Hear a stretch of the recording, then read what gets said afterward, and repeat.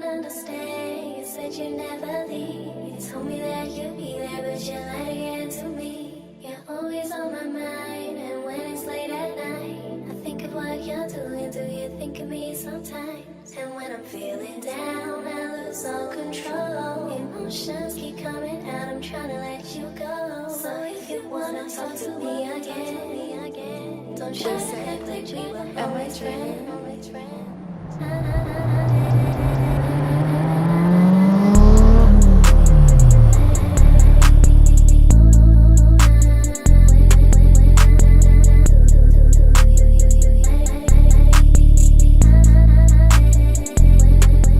Hey guys, this is my 2001 Toyota MR2 Spyder. This is kind of like my baby. I do love my Datsun, but this car, we've done just about everything to it. So we're gonna go over all of the exterior modifications, interior, as well as the engine. I know most people always ask me, I get it literally all the time, what is the front bumper? This is Stay Schwifty front bumper. As far as the rest of the body goes, we actually have TRD side skirts. Those are absolutely great, awesome. Love them, change the whole look of the car. And then everything else on the body except the rear is stock. So hood, fenders, all that's good. We just put the car, lowered it. And so the wheels, we're running 15-inch Buddyclups with Yokohama AO52 tires. And yeah, kind of blacked out just about everything we could, just stick with the white and black styling of it. And let's move around to the back. Got the front side, all that taken care of. The back, this is where we've done probably the most work. Really just a lot of cutting. So everything on the kind of, I would say like the license plate grille section is removed completely. And that's to make room for some of the exhaust turbo components and just really lighten up the back of the car. We are also running the 03 Plus taillights. So these are the facelift taillights. They look way better than the ones that come on the 2001. And then this is just an eBay wing. Most people ask me like what wing it is. It is literally just like the eBay one. I do not know the link. I do not know the size. Just measure the distance and you should be able to figure it out. And then we are running a Ropey Racing vent. This helps like a ton getting air out of the engine bay. In the rear view mirror, you can see air leaving and all the heat getting out of there at a much better pace than the stock one. So that helps a lot. Just vinyl wrap the third brake light. Don't even like the third brake light. So that's where we're at with that. And then put hood pins on it. These cars are notorious. They have so many cables in them and they all break. I had my rear hatch cable break. I had my shifter cables break, and then the gas cap is one that goes out as well. But I haven't had that one yet, so crossing my fingers. And so we'll get to the interior next, but the engine bay is what we did this last year. So we took, got another motor, 1ZZ, and stripped it all down, brought it over to the machine shop, and did just about anything you could do to this motor. So it's got a low compression piston, 4 internals, built head, everything just ready to go. And then we also put in engine management through Haltech. So that's done here locally in Lake Havasu. We're actually in Kingman, but in Lake Havasu we have S&P Tuning. That's from Gabe. He is on Instagram. Gabe, is it? I think it's Tuned by Gabe on Instagram. Tuned by Gabe. And dude is awesome. He is like, he just knows Toyota so well. So he helped us put this whole thing together and has helped the whole tuning process. And so we're still getting it all dialed in. We're about to put a boost controller and turn it up, but right now it's just running on wastegate pressure. 7 pounds, making somewhere around like 220 to 250. No really way to test it without a dyno, but that should be where it's around. Feels absolutely amazing because that's over double horsepower what I was making stock. So new motor's running great, just got to turn it up. This car is also on air to water intercooling. And that's pretty normal for all the MR2 guys because they are aware of the heat issue, but you cannot have an air to air intercooler right next to your exhaust. It just doesn't work. You'll heat soak after just any amount of time driving it. With the air to water intercooler, you have a pump and a reservoir up front.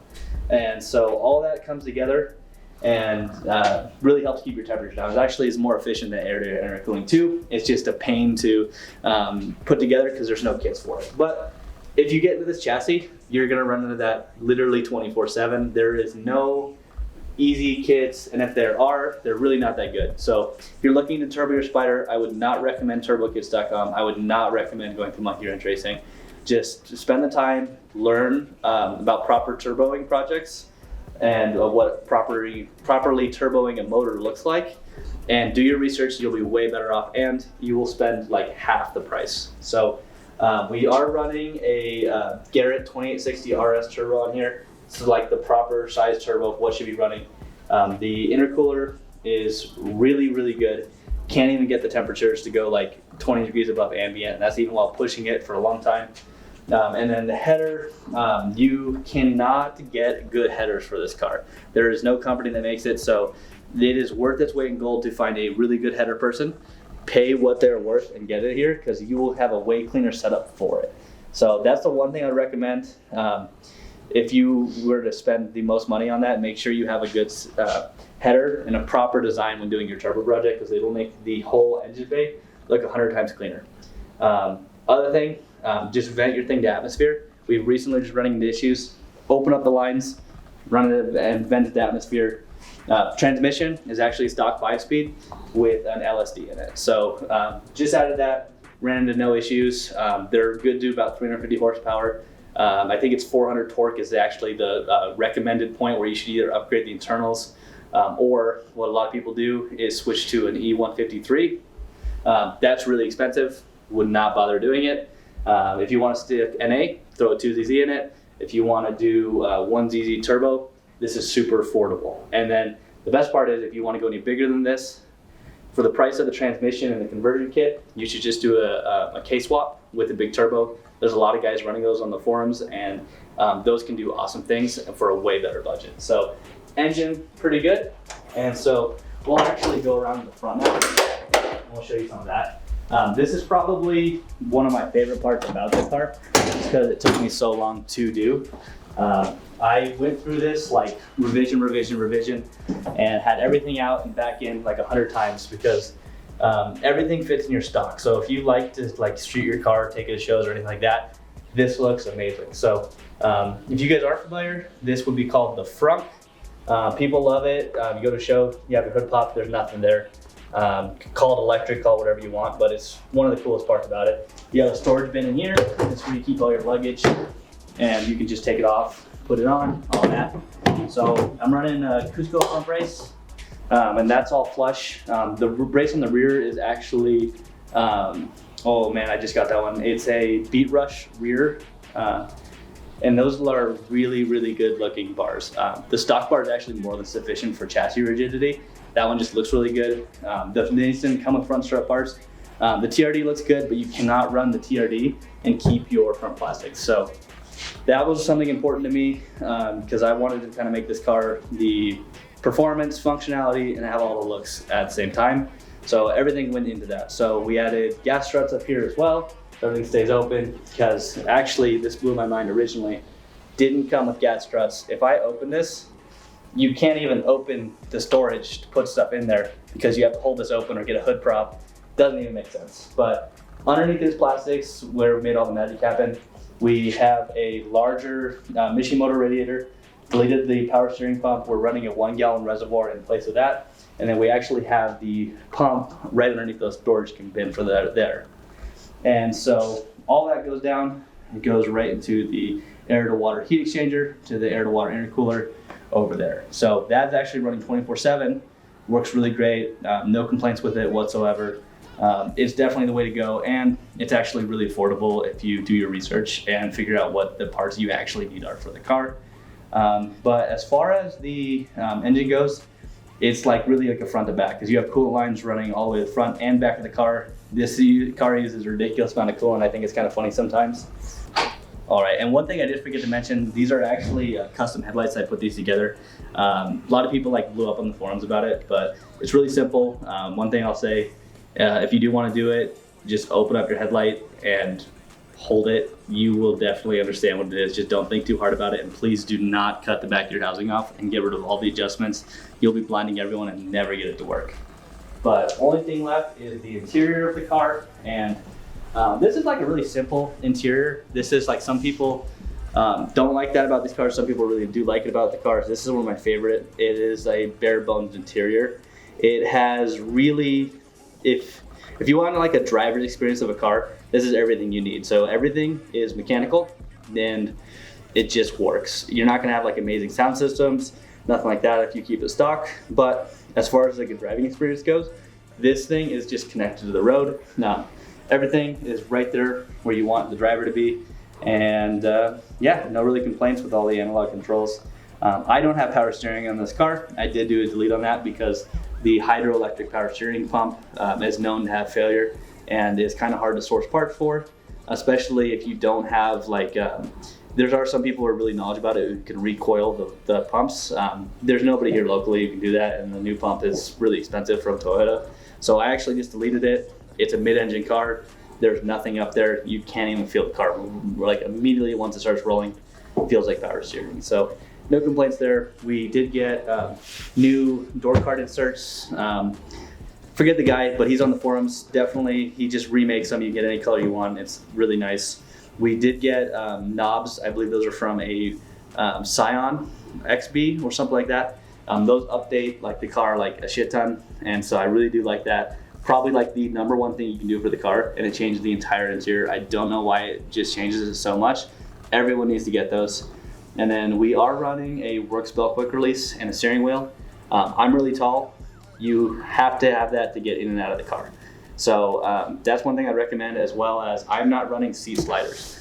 So a lot of people do ask about these seats because normally they do get like really tall compared to the stock seats, but I just run them directly mounted to planted seat brackets.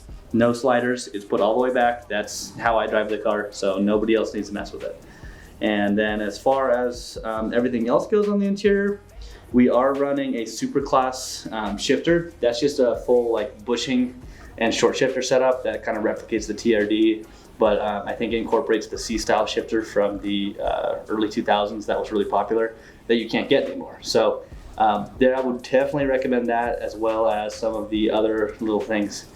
Like just putting a newer radio in it. That changes like the car a lot because that's a really outdated thing. Then as far as the rest of the interior, I'm actually not running any rear panels right now, but that's just because we're messing with the ECU, the Haltech, and all that quite a bit. And then the only other thing is I am running a quick release. Honestly, I don't really like it. I do like that I can run a nicer looking steering wheel, but if I could, I'd rather have the airbag. But I don't have that luxury being tall in this car. That's one of the hard things. And then we also have a, I don't see this a lot, I don't know why. I don't know if I'm just like one of the first people to get it, but there's a left-hand gauge pod, and I'm just waiting right now for the Haltech multicam. But with that, that should kind of wrap up the entire interior of the car. I do keep it top down year round. I don't care if it's cold out. I just run the heat on, windows. I do love the convertible of the car. I know some people really, really, really enjoy doing hardtops and getting hardtops for these cars. But if you live in the US, it is expensive. So usual cost of a hardtop here is approaching like $4,000 to $5,000 now, and getting pretty out of hand because I actually only picked this car up for $3,000 initially. It's way beyond that now. I've obviously touched every single thing on the car, but every time I go to it and think about it more and more, I just can't justify spending that kind of money on a hardtop because that's more than I spent on the whole body, or more than I spent on the engine, or more than I spent on the turbo. So just one of those things that I'm not really interested in. But if a hardtop shows up, definitely gonna pick it up. But yeah, this is just about everything. Any question you guys would have ever had or asked me about my MR2. I think I went pretty in depth on it, but if you guys have any more questions, just hit me up on Instagram, or I actually post most of my videos on TikTok as well. But both my handles are the same, it's Mr. Z Media. But if you guys follow us on the Slum Society YouTube channel, you guys are definitely gonna see more content here. And then also hit up our website. We actually have a lot of new merch coming up, as well as decals and other things for you guys to enjoy. So if you guys have any questions about the car, let us know. And then also let us know what kind of videos you guys want to see, because we've kind of displayed now all of our cars that are just from our team. But we're going to start showing off some other community content, as well as different events and cars and just like that. So if there's anything you guys want to see specifically, just let us know. And yeah, catch you later.